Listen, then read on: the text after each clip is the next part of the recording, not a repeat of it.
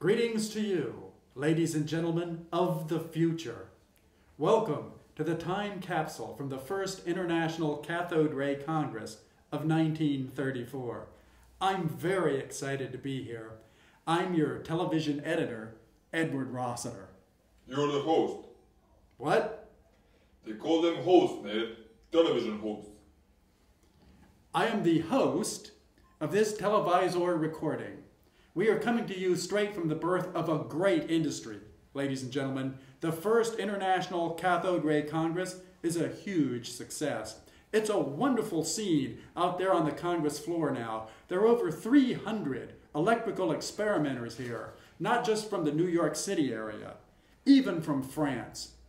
And, by the way, let me thank the boys at the Pacific Film Archive in San Francisco for storing this time capsule until you can view it. This is the birth of the televisor, but this time capsule will remain sealed until the death of the televisor. Television, Ned. What? Television? That's what they call it now. Look, kid, I've been covering the televisor industry since Nipkoff invented the wheel. If a man has television, he needs a televisor to bring him that vision, doesn't he? I mean, that's pure logic. I don't make the rules. Well, I edit 2 magazines. When it comes to the words, I do make the rules. Look, Bob, we're going to be a little busy here, so why don't you go out to the convention floor, buy us some of the needful. Go out, get us a snootful, if you know what I mean. The first International Cathode Ray Congress has been brought to you by our Street & Jones family of magazines. Great magazines for the whole family. Can you make these mags really big for our viewers, Greta? A close-up. Yeah, okay, right. Let's get them close so they can see my latest issues. This is Cathode Experimenter, which I edit, the foremost magazine in the televisor field. And this one is our cultural publication, Amazing Thunder. The star talents of Amazing Thunder are attending the Congress because they are eager to write for television. Just imagine that. At Amazing Thunder, we will bring our own high literary quality to this exciting new means of expression. And a special thanks to the gold sponsor of our Congress, Lucky Gold cigarettes. They're mellow, they're smooth.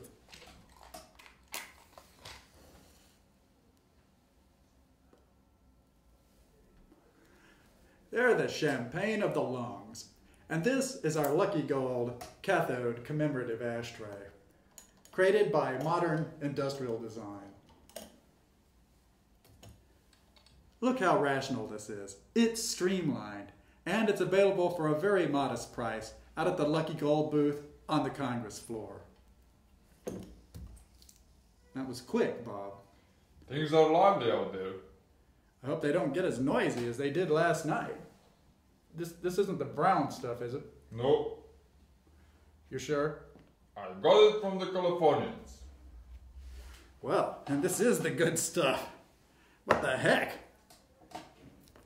All the boys are having such a good time out there with the birth of this industry. Television is a wonderful thing to celebrate in these dark economic times. Cigars for everybody. Just cigars all around.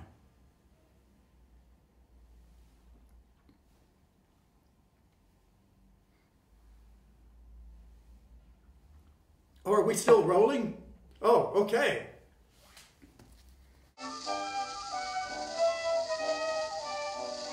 Ladies and gentlemen of the future, a cathode experimenter, we saw to it that major experts on television will be with you here today. Our Futurians will be predicting the golden age of television. And, of course, setting the future date for the death of television. Let me check my notes here. Oh yes, besides myself, Ned Rossiter, your host, we have Dr. Borislav Zworykin from the University of Krakow. Dr. Zworykin is a famous Futurian, all the way from Poland. His opening speech here at the Congress was very surprising. The engineers are still talking about it. And our second guest is from the literary side, of course, our favorite writer at Amazing Thunder, Mr. H.P. Lovecraft. Mr. Lovecraft is the leading light of contemporary scientific fiction. This is sure to be a day to remember. How's it going there, Greta? Can we take a little break yet? No. Okay, then let's bring on our first guest, Professor Dr. Borislav Zworykin.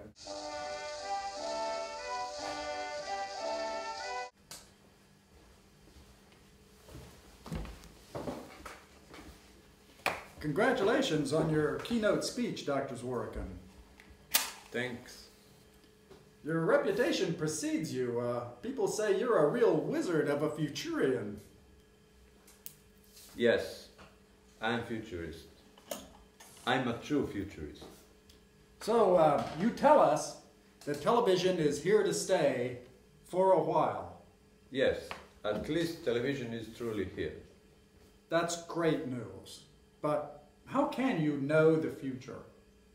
I read all the experts. So, you read H.G. Wells. Me too, the great prophet of the future. H.G. Wells and Herbert Spencer, the master of evolution. Uspensky, the Russian scholar on the fourth dimension. Fourth dimension must be very useful for a futurologist. And what is this one? Oswald Spengler. The Decline of the West? This book is in German. Jawohl. Why do you read Oswald Spengler? The future is where we go to die. Really? Yes, everyone. All civilization. Well, I guess that brings us directly to the point here, the eulogy for the death of television. So, Dr. Zworykin, tell us the future. When will television die? February 18, 2009. Really? You're sure about that? That's an awfully specific prediction, isn't it? It must happen. There is no alternative. Look, Doctor, we have a new German color televisor here. It's very advanced. When do you think color television will reach the American home? 1954. And how about two-way television, like with the telephone? That does not work. No? Nada. How about three-dimensional television, 3D TV? No, never. Forget it. But there is no hope. Dr. Zworykin, in your keynote speech, you said that a giant electronic brain would arise and that it will absorb television. A giant world network to hold all of human knowledge, something like the famous H.G. Wells' world brain. Wells is correct. That development is certain. But how can you know that?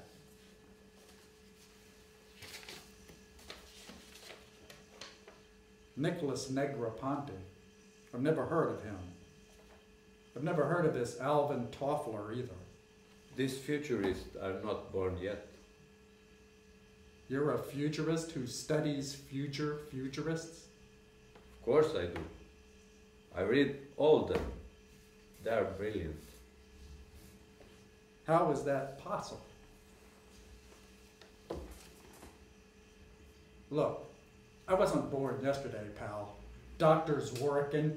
If that's your real name, I put it to you that you are a charlatan, a fake, Futurian in my eye. Get the heck out of here. Get lost, you huckster. Take a powder. That's right. Take your junk with you, you big fraud. I ought to have you arrested.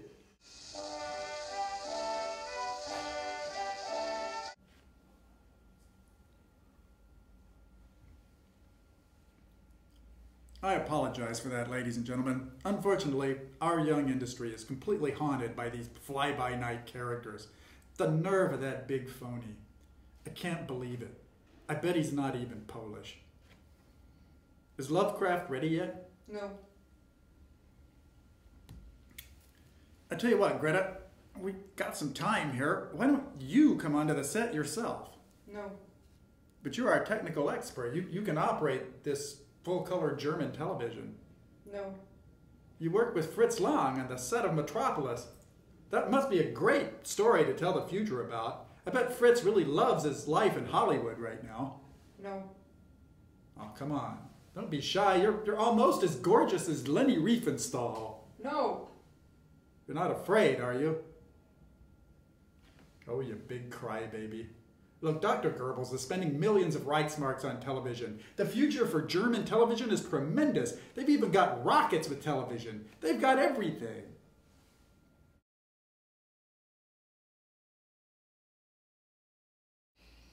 It was very sweet of you to agree to come by, Mrs. Lovecraft. This is Sonia Green Lovecraft, ladies and gentlemen, the wife of the famous author. Howard insisted that I read his predictions to you.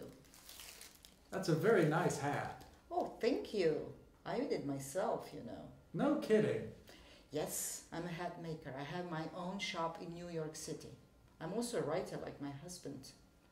I'm a member of the American Amateur Press Association. I'm sorry to hear that your husband took ill at the Congress. Crowds always upset Howard. Crowds and cold air. He didn't drink any of that brown stuff, did he? Lips that touch liquor shall never touch mine. So, can you tell us something? What does Mr. H.P. Lovecraft predict for us about the future of television?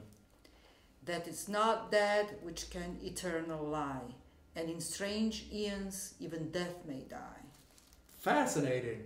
So basically he's saying television doesn't really die. It's eaten alive by something even weirder? I think so, yes. He's so enthusiastic. Listen to this forecast. The craft of cosmic horror will thrive in the twilight zone of the outer limits. That does sound good.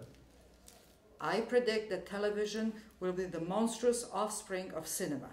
Television will ooze from the center of all chaos, invading homes through its spectral gibbering screens. When the cathode ray shines everywhere, bringing its torrent of mongrelized debasement, mankind will flee from the light of science to embrace the peace and safety of a new dark age. Peace and safety, eh? Howard predicts peace and safety for us. Yes, he does. My husband is a visionary, you know. It's a shame that Hugo Gernsback never pays him for those weird tales. Howard worked so hard on those. Oh, we couldn't. I mean, Howard never delivered that speech. It's taxi fare. Do you mind if I smoke? Yes. So, does Howard have any predictions for us about the death of television? February 18, 2009. I think I'll keep this if you don't mind. There might be something publishable here. Oh, thank you, Mr. Editor. Standard industry rates, 2 cents a word. All right, 2.5 cents. May I please go now? Yeah, I guess so.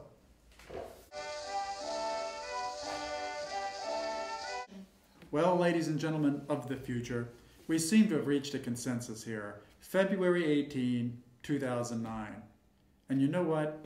I don't believe one word of that. Why? Because I've been in the electronic business a long time. So I know that just a few talented people with a good idea up at the snow line can give one good shout, one good push, and a tremendous avalanche will sweep down the mountainside, smashing every obstacle in its path. That is technical progress. And I'm proud to say that after this Congress, I know here in my heart that progress is the fate of humanity.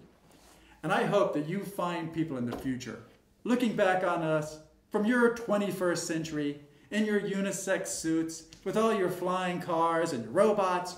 When you finally open this time capsule, you will look each other right in the eye and you will think kindly about us because we are your own ancestors. And you will ask, are we just like them, like those people in our archives? And I'm sure the answer is, yes, indeed you are.